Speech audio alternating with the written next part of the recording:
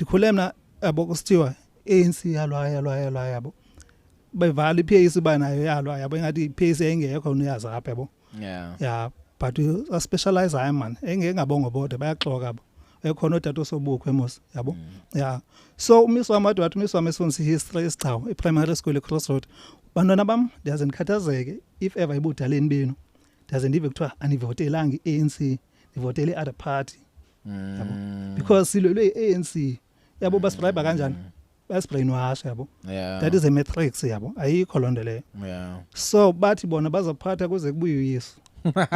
ayikho lento ina yabo iphelile lo ile yeah so imagine mashi yababonisa bavukana